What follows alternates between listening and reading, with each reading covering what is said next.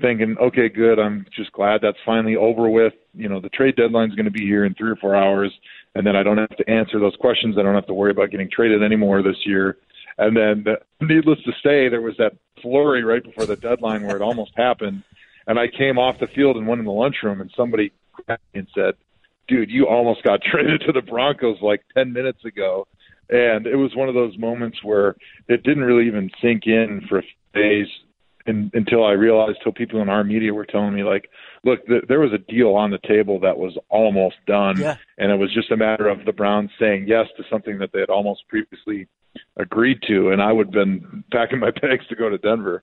And you know what kept that deal from happening was, I believe, and I'm not going to be far off if I'm not exactly right, but I believe that Denver was willing to send, let's just say it was a 1 and a 4, and they wanted back like a third too. It was, and Cleveland was offering a 4. It was like a 1-round difference. Yeah.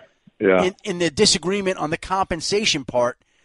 Otherwise, most of the parameters had been agreed to, but they just could not and would not budge on that one detail, on that one last pick that was about 1 round apart that would have sent you to Denver, which would have been – you would have won a Super Bowl there, Joe.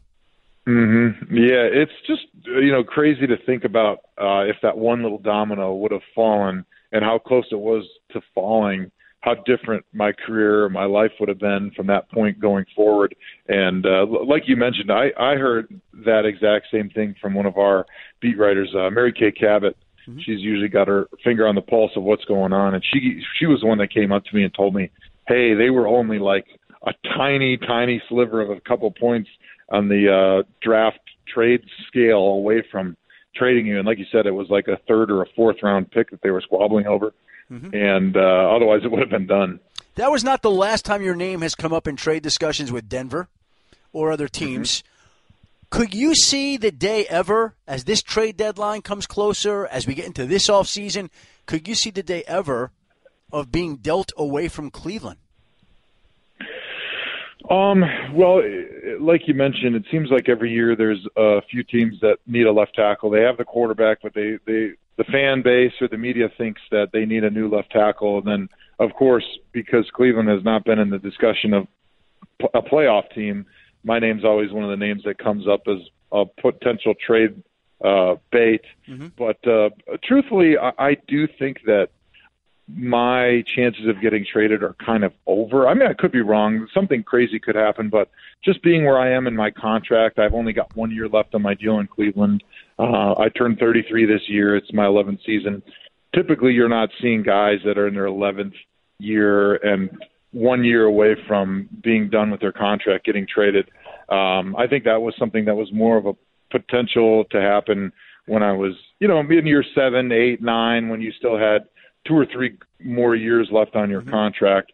So I would be surprised if anything did happen this year or next year. Well, let me say this. I was out in Denver covering the Broncos in the mid-1990s when they traded, I believe it was a couple of draft picks to Minnesota for a then, I think, 32-year-old left tackle named Gary Zimmerman, who helped them win a Super Bowl.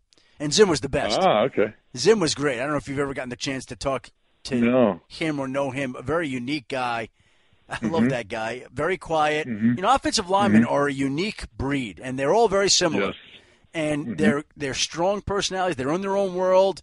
Don't like the attention. Don't like the spotlight, which is why it's been strange for you since the streak happened to get all this attention. But even though you say you're 33 with 1 year left in your contract, I would say we have not heard the last. I could be wrong. We have not heard the last of your name coming up. But you say you think you're past that. Do you say just for the reasons that you laid out, or has anybody with the Browns organization said something to you about the fact that they can't trade you because you mean so much to that city and franchise?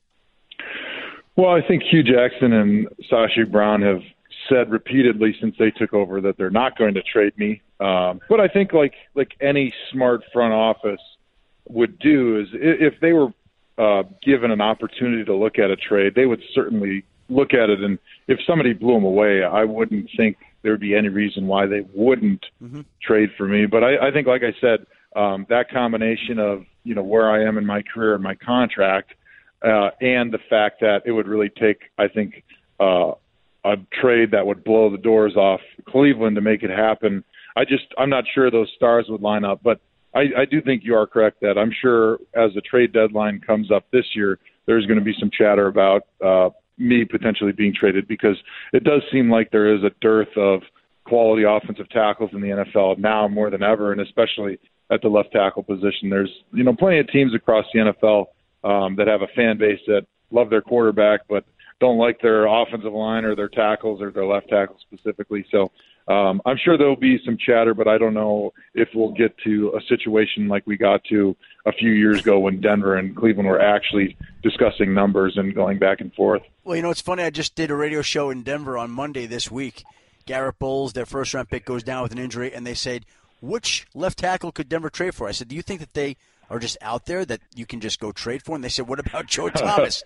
So you're the name that never goes away, Joe. It never goes away. Yep. Yeah, I think the combination of the fact that Cleveland hasn't been in the playoff picture lately and the fact that, as one of the better left tackles in the league, you're just naturally the first name that everyone thinks about when the team is in need of that left tackle position in the middle of a season.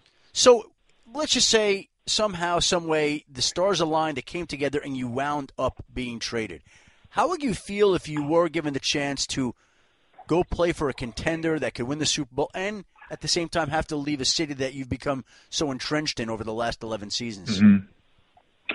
Well, it would be really difficult. My family, my life is here in Cleveland. I've spent the majority of my adult life here, put down roots. I feel like a Clevelander. I feel like a lifer. So for me to have to leave here would be really tough and really sad, to be honest. But certainly, if that did happen, I would make the most of whatever situation I ended up being put in and, try to help my team the best as I can to do whatever I can to help them win. Hey, if the King could leave Cleveland, then the guy that he played against in AAU in Las Vegas one day also could leave Cleveland. But that's a topic for another day. You brought up the lack of offensive linemen out there, why there is a dearth of them. Why is that? Because it seems like this year, and I'm not asking you to comment on this, but it seems like offensive line play may be worse than ever before, and it seems like more teams are in search of quality offensive linemen. Why is the league's offensive line situation where it's at today? Well, I think it's a combination of a lot of factors, but the biggest couple factors that I see is, one, the lack of pro-style offenses that are being taught in college. You see the majority of college offenses being those spread offenses that really don't have any concepts that are similar to the pro game. You're not teaching offensive linemen pass blocking technique that's similar to what they'll have to do in the NFL, and you're not teaching them any of the run blocking technique that's similar to the NFL. So you're basically getting a college player in the NFL that doesn't have any more polish to him than he did when he came out of high school. And so I think that really puts players behind the eight ball, because the offensive line, more than any other position, takes the most amount of repetitions in practice and technique, and it's the most unlike any other position on the field, because as an offensive lineman, you're doing everything going backwards for the most part, and that's just so unnatural to what we do in our normal life that it just takes a lot of repetitions to be proficient at the technique. And then I will also say, I think what you're seeing in the NFL is a lack of value on veteran players, specifically across the NFL. There's more teams value these young draft picks, these young players with potential, and they're not valuing the veteran players like they used to. And so you see guys like my teammate John Greco, who got cut a few weeks ago, who's a tremendous offensive lineman, but if you're not a team that thinks of themselves as a Super Bowl contender, they're going to try to get those young players and put them in there, versus when I got into the league, it seemed like most offensive lines across the NFL were veteran groups that had guys that are mostly years 7, 8, 9, 10, 11, and they weren't afraid to hold on to those older guys. And then finally, I think the other problem is it's good for defenses, bad for offenses, is you see defensive linemen that are so good and so refined with their techniques of rushing the passer, and it's not as much of a gap control philosophy on defense as it was when I first got in the NFL, where you got your four big guys that bull rush and they hold their gap, and it's more of a gap sound, fundamentally sound defense. Whereas now you've got a bunch of guys that are linebackers that they're blitzing two in a gap. They're running all over the field. They're dropping into coverage. They're blitzing from different angles. And then they've got these pass rush coaches year-round that are teaching them these exotic hand-fighting techniques. And so you're seeing just such a jump in players' actual ability to rush the passer. And so I think the combination of all those three things is why you're seeing offensive lines that look as poor as they do. You mentioned some teams making moves, not holding on to veteran players, and the Browns have done that. You get a free pass. You could say anything you want. Who's the one player who has been through there that you were surprised that your team got rid of? Because there have been a lot of them over the years. Yeah. I would say two guys. I think I was really surprised when we let go of Mitchell Schwartz a couple years ago in free agency because he did go so cheaply to Kansas City. So it's not like we got outbid for him. It was a position of need for us, so that was surprising to me that we would let go of him without a good backup plan. Mm-hmm. And especially at the state of tackles, offensive tackles in the NFL right now, it's not like you're finding them behind every tree. I mean, just about every team in the NFL feels like they could use an extra really good quality tackle because it's such a challenging position to find good players at. So I think that was sort of the combination of surprises for me why we let go of Mitchell. But also I was pretty surprised when we let go of John Greco a few weeks ago because from a contract position, his contract made sense. It wasn't really crazy. So it was easy to keep him from a financial standpoint as a backup. And he was such a good player still at all three inside positions, guard and center. And he had so much experience with us. And we saw last year what happens if you do have those injuries and you don't have reliable backups, how it can really sidetrack your season. So that was another big surprise for me. But I think it just kind of goes along with the youth movement that you are seeing in the NFL where teams are placing so much more value on younger players and undervaluing, in my opinion, the veterans, the older players in the league. And that's been the frustrating part about your team is it's made some really good moves, and then it's made some moves that you just say, what is that about? And it's prevented the team from continuing to grow as quickly as some would like, in my opinion. Neither here nor there. You brought up defensive linemen that are being trained with these hand movements and specialized pass rush moves. Who is, over the 11 years, the toughest defensive lineman that you've gone against and the one guy that's kept you up at night? Well, I've always said that I think Dwight Freeney, when I was playing him, 7, 8, 9 years ago when he was in the prime of his career, was probably the toughest challenge from a pure pass rushing stance because every single play, whether it was run or pass, he was running up the field to rush the quarterback.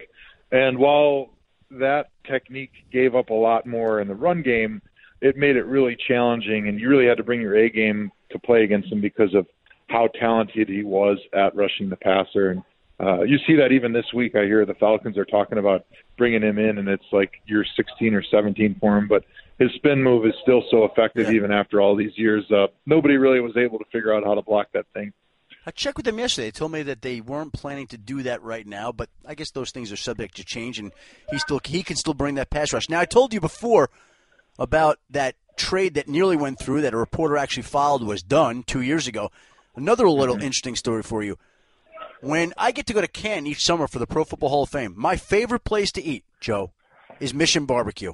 Oh, now we're talking. I see that. Now, I know that you're a partner in both Cleveland area Mission Barbecue restaurants. And for those who don't know, Mission's Barbecue, its mission is to proudly serve those who serve, soldiers, firefighters, police officers, first responders. I know you've catered Mission Barbecue for local servicemen and women.